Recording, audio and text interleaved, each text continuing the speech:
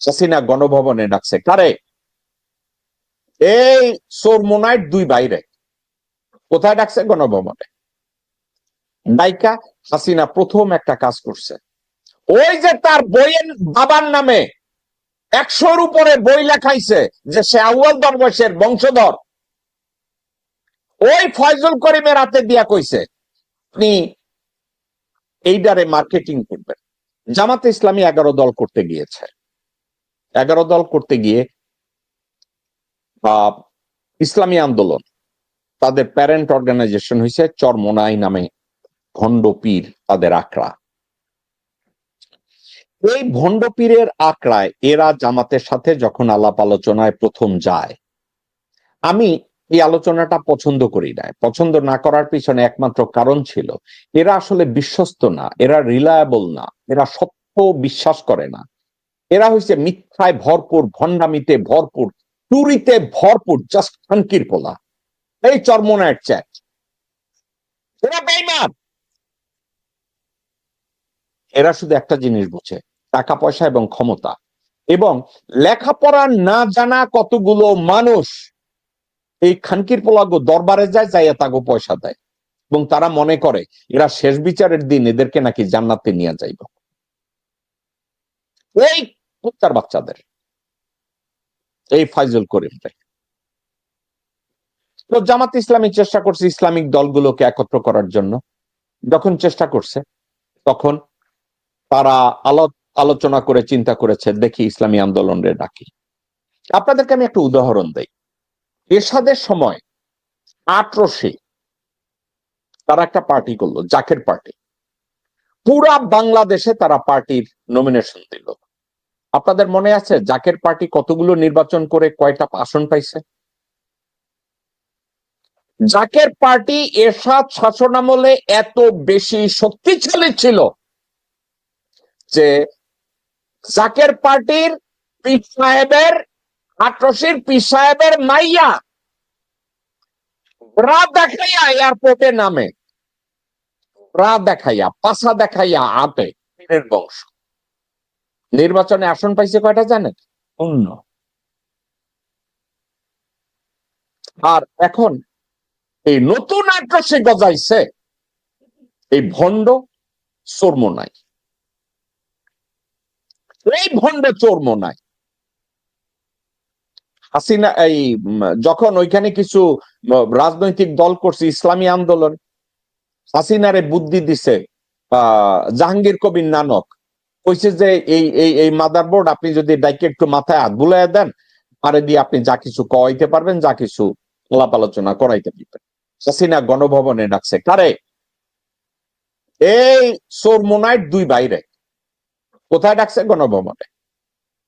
ডাইকা হাসিনা প্রথম একটা কাজ করছে, ওই যে তার বইয়ের বাবার নামে 100-র উপরে বই লেখাইছে যে সে আউয়াল দরবেশের বংশধর, ওই ফয়জুল করিমের হাতে দিয়া কইছে আপনি এইটারে মার্কেটিং করবেন, আমার বাপ আউয়াল দরবেশের বংশধর। এই সর্বনাই ফয়জুল করিম যেইখানে মাহফিল করতে যায় ওইখানে যাই এই কয় মুজিব শেখ ছিল আউয়াল দরবেশের বংশধর, নাম কয় স্লোগান দিয়া। হাসিনা তারে কইছে আপনারে আমি বরিশালের মেয়র বানাবো, আমনেরে আমি মন্ত্রী বানাবো। ফয়জুল করিম তো বগল বাজাইয়া নাই, আরে বাবারে বাবা, আমি বরিশালের মেয়র হমো। হ্যাঁ, আমি বরিশালের মেয়র হমো, আমি মন্ত্রী হমো। সে রীতিমতো হাকডাক দেওয়া শুরু করলো। তারপরে নির্বাচন করতে গেছে। নির্বাচন করতে যাওয়ার পরে আওয়ামী লীগের মুনাফেকি যে চরমোনাইট চাইতেও বড় মুনাফেক, ফয়জুল করিম এটা বুঝে নাই। ফয়জুল করিম মনে করছে হ্যাঁ মুনাফেক, কিন্তু হাসিনা আর আওয়ামী লীগ হয়েছে মুনাফেকের দাদা যান, এই ফয়জুল করিম বুঝে নাই। ফয়জুল করিম নির্বাচন করতে গেছে, যখন নির্বাচন করতে গেছে সিঙ্গেল মুনাফেক হয়েছে ফয়জুল করিম আর চরমোনাই, আর ডাবল মুনাফেক, ট্রিপল মুনাফেক হয়েছে হাসিনা আর আওয়ামী লীগ।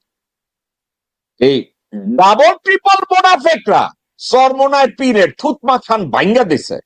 ভাঙ্গা দেওয়ার পরে চরমোনাইর পীর আর কোন কথা খুঁজা পায় না, ভাঙ্গা নাক লইয়া খালি আল্লাহর দিকে তাকায় তাকায় অভিশাপ দিছে। কোন পীর এই ধরনের অভিশাপ দিতে পারে আমার জানা নাই, তাকায় দেখেন। আল্লাহ পাক যেন এদের উপরে পরিপূর্ণ গজব ঢালে, আল্লাহ পাক যেন সেই গজব আমার চোখে দেখায়, আল্লাহর কাছে বলি আল্লাহ যেন সেই গজব আমার চোখে দেখায়। আচ্ছা ঠিক আছে, এবং আল্লাহ পাক গজব নাজিল করবে, কোনো সন্দেহ নেই।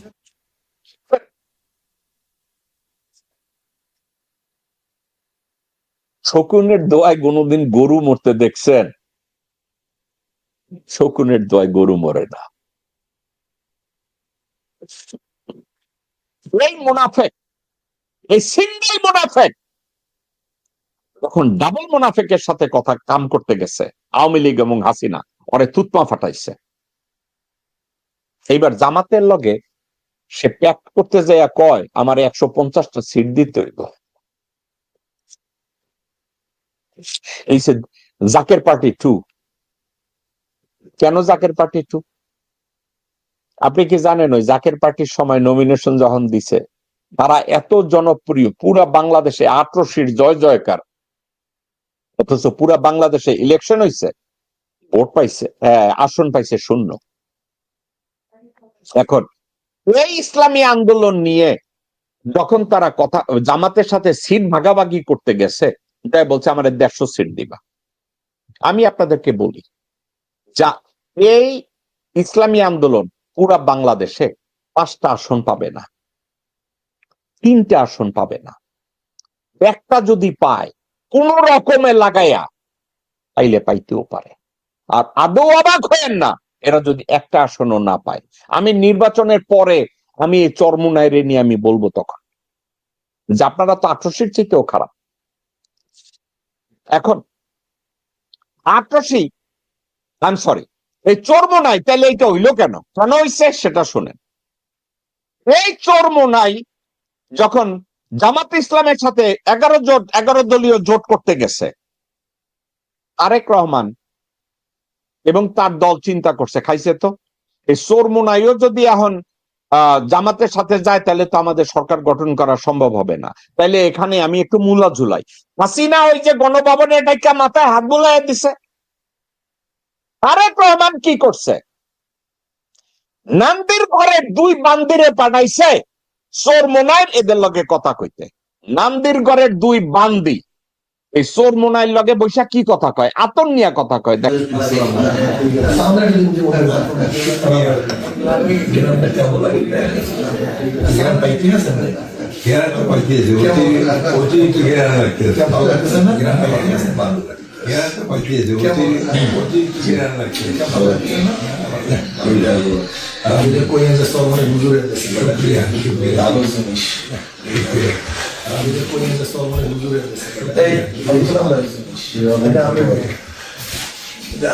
আতর কেন দিছে?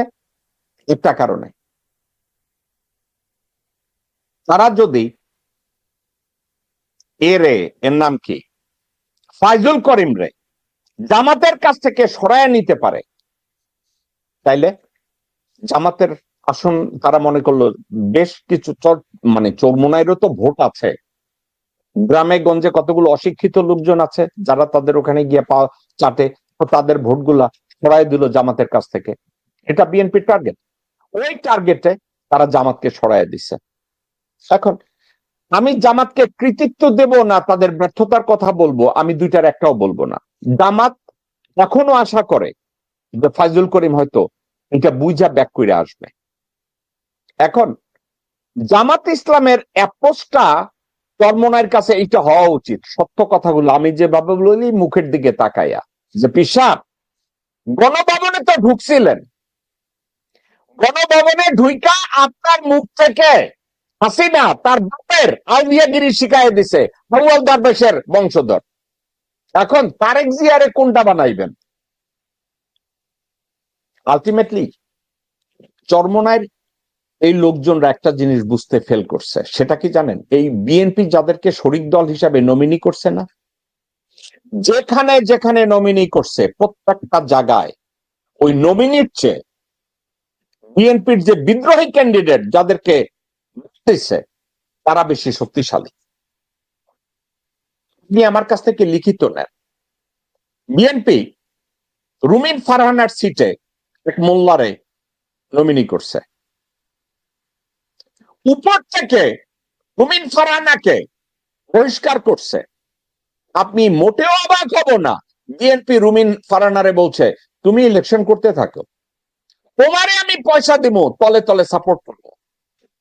আবার ওই গণ অধিকার পরিষদের রাশেদ এবং নূর নমিনি করছে, কিন্তু তারাও ওখানে বিএনপির বিদ্রোহী প্রার্থী যে তাদেরকে থামাইতে পারে নাই, কারণ বিএনপি তাদেরকে তলে তলে বলছে তোমরা যদি নির্বাচন করে উঠে আসো, এসে আমাদের বিএনপিতে যোগ দাও।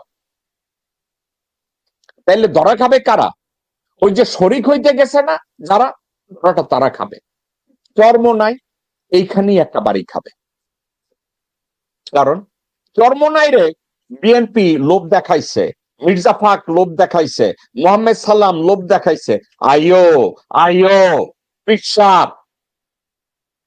আপনি আমার কাছ থেকে লিখিত নেন, এই চর্মনায়ের পীর আবার নাকের মধ্যে দুইটা লাথি খাইব, এই অভিশাপটা দিবে। আল্লাহ পাক যেন এদের উপরে পরিপূর্ণ গজব ঢালে, আল্লাহ পাক যেন সেই গজব আমার চোখে দেখায়। আল্লাহর কাছে বলি আল্লাহ যেন সেই গজব আমার চোখে দেখায়। আচ্ছা ঠিক আছে। এবং আল্লাহ পাক গজব নাজিল করবে, কোনো সন্দেহ নেই।